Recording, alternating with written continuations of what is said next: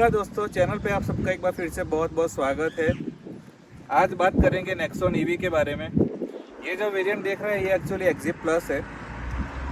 ये करीब 3000 किलोमीटर चल चुकी है गाड़ी, और ये गाड़ी है एक्चुअली रोहित जी की। बहुत बहुत स्वागत है रोहित जी आपका। थैंक यू मिलिंद भाई। सबसे पहले तो बहुत बहुत बधाई आपको नई गाड़ी के लिए। Thank you so much. और बताइए सबसे पहले कि नेक्सॉन ईवी ही क्यों? आपके पास अच्छा बजट था, हाँ, आप मेरे पास काफ़ी सारी गाड़ियों पे जा सकते थे, इसी पे जाने की वजह बताइए।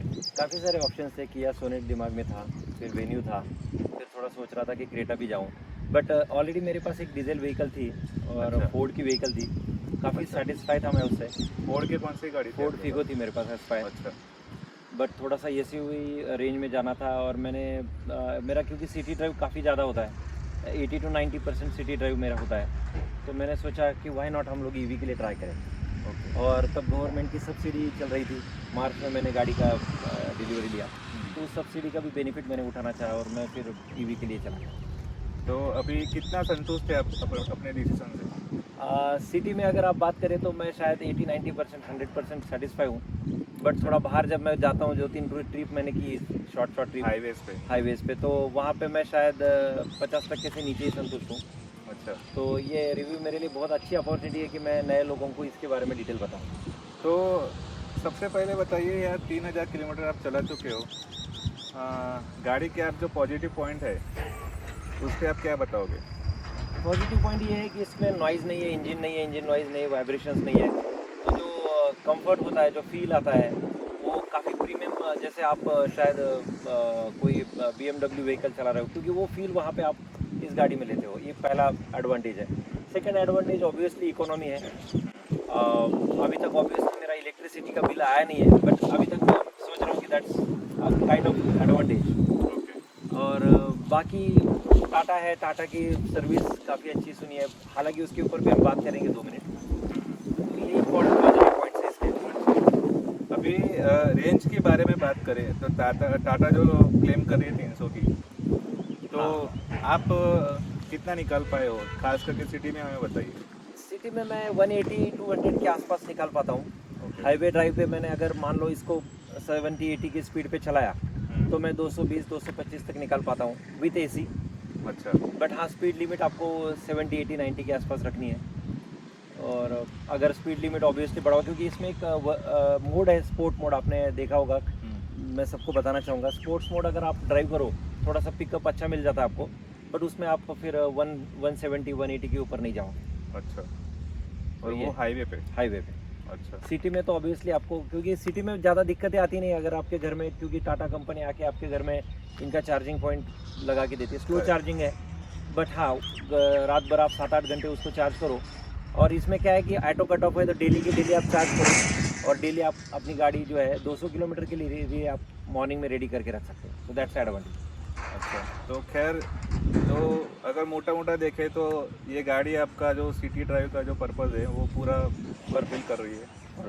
आप काफ़ी पैसे बचा रहे हो और अच्छा एक कंफर्ट ड्राइव का जो है मज़ा ले रहे हो। मैं तो चला रहा था, हाइट काफ़ी अच्छी है, तो आपको प्रॉपर एक कॉम्पैक्ट एसयूवी होने के कारण भी आपको एक एसयूवी का ही फील आता है। और बिल्ड क्वालिटी बहुत अच्छी है, जो हमें ऑब्वियसली गाड़ी नई नई ही तो मुझे वो समझ में आता है, बट मैंने जितना नेक्सॉन के बारे में सुना या एक्सपीरियंस किया, अच्छा बिल्ड क्वालिटी। खैर, इसका ग्लोबल एनकैप तो सब जानते ही है, अच्छी है गाड़ी। गाड़ी का जो अंदर फिट एंड फिनिश है उसमें आप क्या बताओगे? वो थोड़ा सा अप टू द मार्क नहीं है, जो एक्सपेक्ट मैं कर रहा था। जो हम लोग मल्टीनेशनल ब्रांड के बारे में, जैसे फोर्ड था मेरे पास, मैंने हुंडई भी चलाई है, टोयोटो देखा है मैंने, वो जो फिनिश है वो ऑब्वियसली टाटा को अभी थोड़ा वहाँ तक काम जाना करने की ज़रूरत जाना है। है। अच्छा। 2-3 चीज़ें, जैसे एग्जांपल हॉर्न अपन जब ब्लो करते हैं, अभी जैसे मेरे पास पहला फोर्ड था, तो हॉर्न ब्लो बहुत इजीली होता था, जस्ट टच करो, अच्छा। हॉर्न ब्लो होता था। अच्छा। और ये ईवी गाड़ी है, तो ईवी अच्छा। गाड़ी में अगर आप देखोगे तो सामने वाले को या पीछे पीछे क्या आ रही है गाड़ी समझती नहीं, क्योंकि आवाज़ नहीं है इसमें। करेक्ट। तो इसमें हॉर्न की जो कैपेसिटी है ना, इजीनेस बहुत चाहिए, और ये बहुत हार्ड है। आप इसका हॉर्न चलाओगे तो मुझे, मेरे लेडीज़ को तो बहुत ज़्यादा उसमें उसको ज़्यादा प्रेस करना पड़ता है, तो it's like it's not easy, irritating sometimes. काफ़ी इरिटेटिंग है। In case of city drive. City drive में, ट्रैफिक में, वॉकिंग जहाँ पे प्लाजा है, लोग सामने चल रहे हैं, तो आपको हॉर्न बजाना है इसमें, क्योंकि ईवी है। तो टाटा को छोटी छोटी चीज़ों के ऊपर काम जरूर करना पड़ेगा।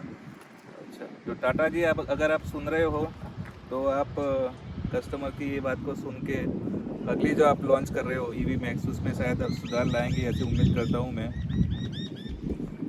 अगर आपके पास भी नेक्सॉन ईवी है और अगर आपने भी ऐसा कोई इश्यू फेस किया है तो हमें कमेंट सेक्शन में ज़रूर बता सकते हो। अगर बात करें नेगेटिव पॉइंट्स में, खैर आपने एक नेगेटिव पॉइंट्स तो बता ही दिया, इसका जो हॉर्न का जो स्विच है उसके बारे में।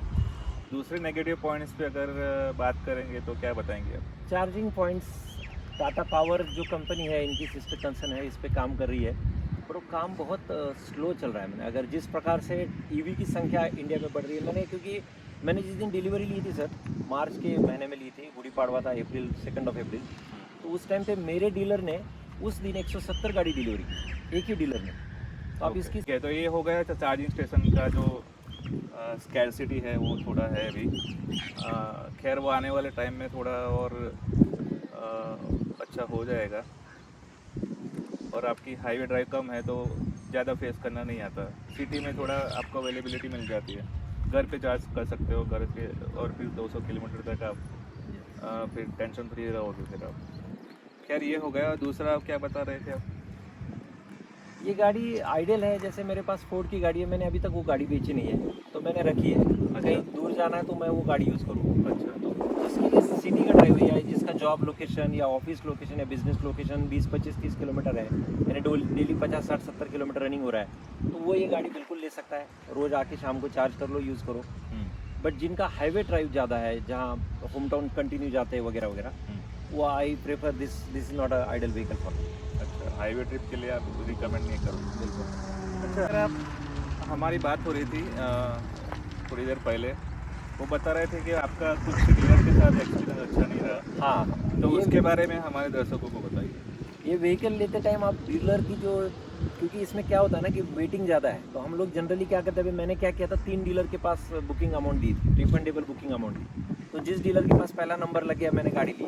बट ऐसे मत करिए, मैं सबको बताना चाहूँगा, आप डीलर की कैपेसिटी कैपेबिलिटी देखिए, उसके पास का नॉलेज देखिए। क्योंकि जब गाड़ी डिलीवरी हुई तो हमें कुछ नॉलेज नहीं दिया कि जो एम्प्लॉयज़ है, जो स्टाफ है, सेल्स पर्सन है, उनके पास ईवी का स्पेशली नॉलेज, क्योंकि ये थोड़ी अलग व्हीकल है।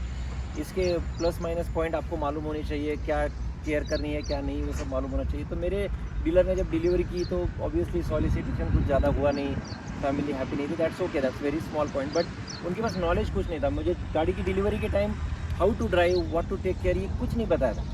डीलर आप ऐसा लीजिए कि जिनके पास इस चीज़ का नॉलेज हो, ईवी में उनका प्रावीण्य काफ़ी अच्छा हो, ईवी मशीन का नॉलेज हो। Exactly. ठीक है, उसको ये मशीन की तरह ट्रीट करे। ये हर गाड़ी की तरह ये गाड़ी भी दे दी, ऐसा नहीं है। ये थोड़ा अलग है, ये अलग इंडस्ट्री है पूरी, तो उसका इंडस्ट्री का जो नॉलेज है, मशीन का नॉलेज है, वो होना चाहिए। काफ़ी छोटी छोटी चीज़ों के लिए मुझे ईमेल करनी पड़ी। जैसे मेरी गाड़ी स्टार्ट नहीं हो रही थी एक टाइम पे, तो यहाँ पे डबल जो स्टार्टर है वो डबल प्रेस करना पड़ता था, वो रेडी आता है तब, वो इसके लिए मुझे कंपनी को फ़ोन करना पड़ा। फिर मेरा जो मीटर बिठाया, मैं जो चार्जिंग पॉइंट बिठाया घर पे, उसको लॉक नहीं दिया था, तो उसके लिए मुझे डीलर को फॉलोअप करना पड़ा। तो ये छोटी छोटी चीज़ों को सर्विसिंग में कुछ अच्छी पॉइंट्स उन्होंने कवर नहीं किए, उनको ईवी का नॉलेज नहीं था। तो वो मैंने सर्विसिंग सेंटर दूसरा डीलर पकड़ा। तो ये सब चीज़ें हैं, तो थोड़ा डीलर ऐसा पकड़े जिसके एम्प्लॉयज जो है उनको ईवी का अच्छा नॉलेज हो। तो रहते रियर सीट पे जो आर्मरेस्ट है उसके बारे में तो वो बताइए। जब मैंने गाड़ी का टेस्ट ड्राइव लिया था मैं दिसंबर के मंथ में, तब मेरे पास एक्जेक्ट सेम व्हीकल लेके आए थे, टेस्ट ड्राइव दिया मुझे। वहाँ पे रियर सीट जो है वहाँ पे आर्मरेस्ट था। तो बाद में मुझे जब डिलीवरी के लिए गया मैं, तब मुझे बताया गया कि आर्मरेस्ट अभी निकाल दिया है, 1 महीने पहले हमने चेंजेस किए। तो बट अभी उस टाइम पे मैं, आप पूछेंगे कि व्हीकल कैंसिल क्यों नहीं किया, मैंने 6 महीना 4 महीना वेटिंग किया है, तो अभी मैं वेट कैंसिल करूँ, फिर गवर्नमेंट मुझे उस टाइम पे सब्सिडी दे रही थी, ऑब्वियसली उसका फ़ायदा मैंने लिया है दोस्तों, यानी तो आर्मरेस्ट है मैं एडजस्ट कर लूँगा। बट ये जो मॉडल्स में चेंजेस हो रहे हैं, ये आप डिलीवरी के पहले बताइए, आपकी गाड़ी का नंबर आ चुका है, ये चेंजेस हुए हैं, are you okay for that. Delivery के टाइम चाबी हैंड ओवर करते टाइम मुझे समझ रहा है कि मेरा आर्मरेस्ट निकल गया। तो डीलर आपका जो है वो नॉलेज, ईवी का नॉलेज रखने वाला डीलर रखिए तो शायद ज़्यादा अच्छा है। भले ही वेटिंग यहाँ पे 15 दिन है, वहाँ पे 1 महीना है, तो 1 महीना वेटिंग करिए, लेकिन गाड़ी उसी डीलर से लीजिए जो नॉलेज अच्छा है। और कोई चीज़ हुई ऐसा कि नहीं मिला आपको गाड़ी के अंदर?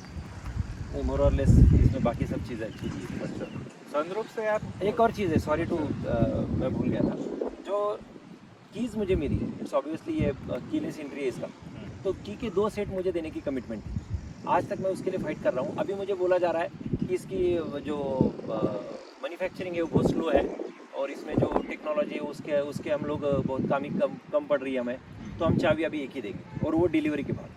तो मुझे 2 चाबी की कमिटमेंट थी, और मैं दूसरी चाबी अभी भी वेट कर रहा हूँ। I am fighting. तो अभी आपने उनसे पूछा कि वो दूसरी चाय मिलेगी? कंज्यूमर कोर्ट से, सॉरी कंज्यूमर डिपार्टमेंट से मेरी बात चल रही है, लेकिन नहीं तो मैं ऑब्वियसली इसके ऊपर ही छोटी चीज़ है, मैं कंज्यूमर कोर्ट में जाऊँगा, क्योंकि वो मुझे कमिटमेंट है। अच्छा, खैर थोड़े खट्टे हाँ, थोड़े खट्टे मीठे। एक्सपीरियंस हुए हैं आपको।